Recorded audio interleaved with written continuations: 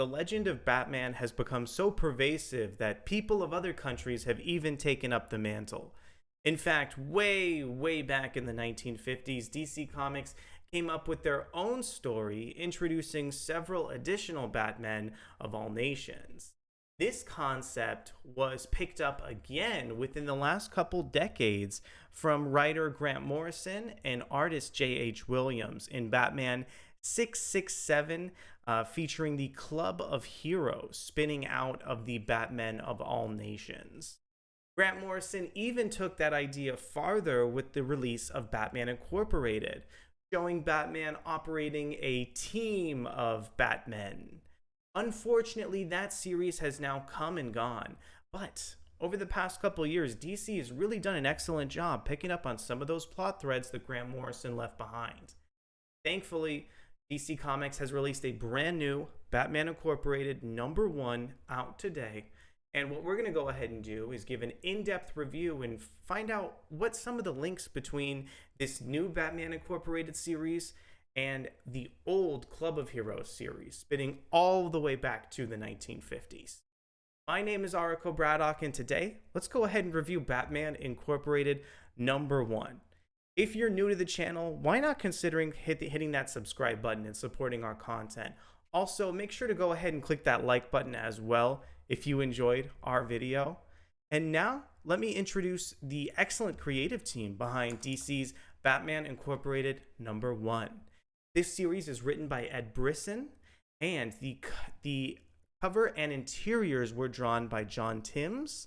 The colors are from Rex Lokus, and the letters are from VC's Clayton Cowles. I want to go ahead and read the solicitation text to provide a little bit more context behind the series to everybody. No More Teachers, Part 1. From the pages of Batman comes an all-new, all-exciting adventure for Ghostmaker and his Batman Incorporated team. The team's trust issues and detective skills are immediately put to the test when someone from Ghostmaker and Batman's recent past is brutally murdered. Is this an isolated event, sending a message to the two, or is this the start of something darker and more sinister? Hint, it's sinister and dark.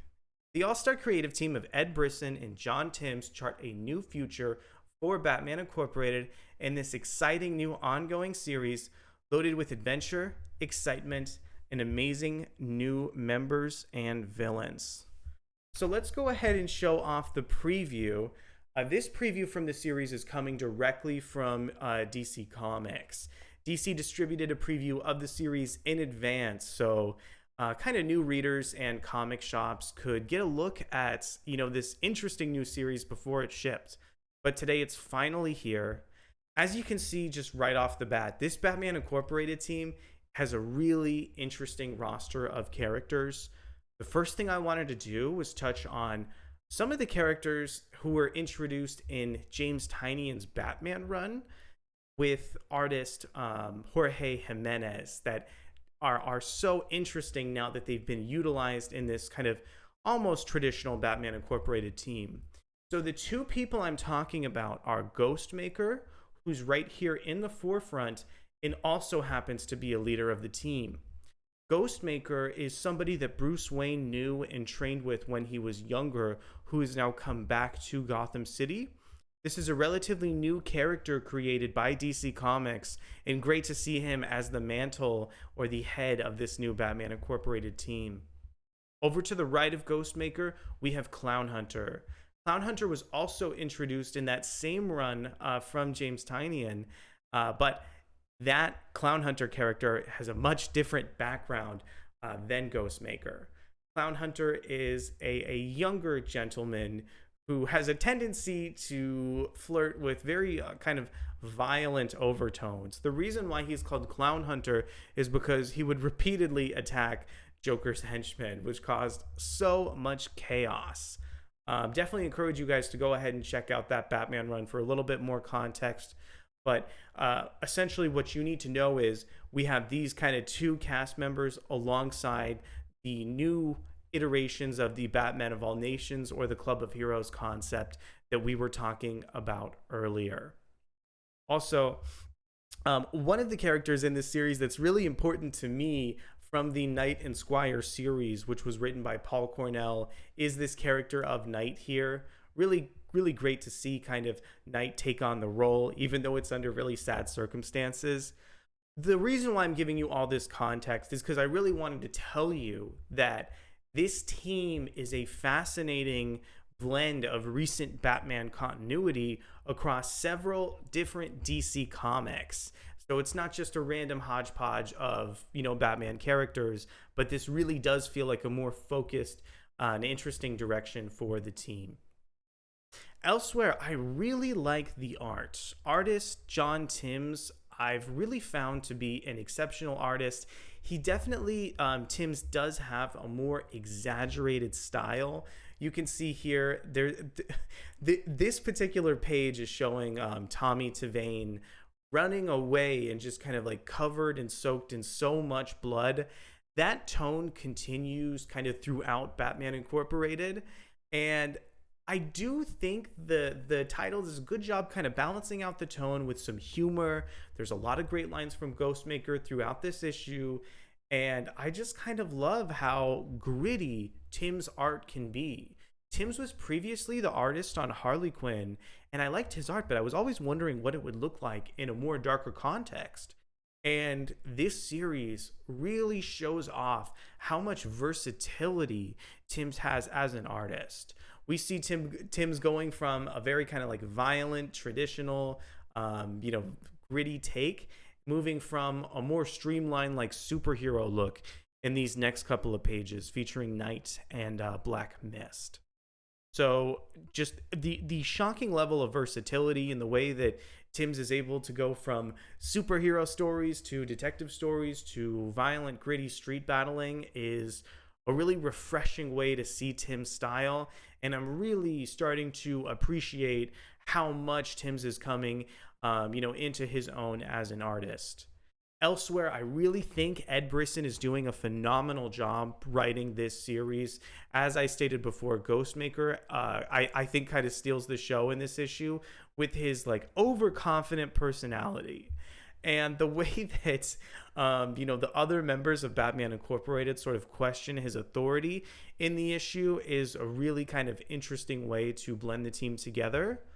Also, I really like how this series does not have Batman. The previous Batman Incorporated series did have Batman in it, but the absence of Batman, I think, really allows for Brisson to start fleshing out some of these additional characters. Brisson does a really good job expanding and kind of emphasizing, some of the new directions for Knight in particular. Knight feels like one of the main kind of protagonists in the new Batman Incorporated series. And if you had Batman, I don't think you would have the time to have that sort of supporting cast and really have those plot threads in place. So let's talk a little bit about the plot of the issue as a whole. This series essentially shows Ghostmaker's mentors and various mentors being assassinated. So what our new Batman Incorporated team does is they try and get to all their mentors before they're killed by a mysterious assassin. So really like the kind of murder mystery angle. It's almost a throwback to that Club of Heroes story, from Grant Morrison and J.H. Williams. And there's so many kind of little instances and little nuances and hints of continuity here. So really, Batman Incorporated, I think, is good for so many different kinds of readers, but readers who are really intimately familiar with the DC Comics line are going to find so many interesting connections that even I may not have picked up on over in the issue.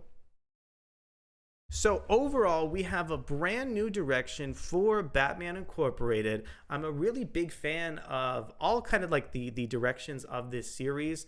I love how DC is mixing so many books together to kind of get the most interesting end results. And finally, so happy that DC is picking up on those Grant Morrison plot threads.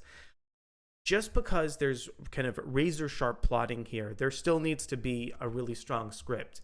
And I think Ed Brisson delivers on that front too. This issue really moves along at a rapid pace. It's got some great dialogue, witty characters, and kind of an interesting murder mystery anchoring the whole thing together. I love the personality that Timms is developing for this series as well. So, what did you guys think about Batman Incorporated #1? Did you like this issue as much as I did? Did you find all those kind of ingredients coming together in an interesting way? I want you guys to let me know down in the comments below. Really appreciate you guys sticking with me and showing so much support for the channel over the past couple weeks. I'll be back later on this week with more excellent comic book content. Very excited, and I'll see you guys then. Bye.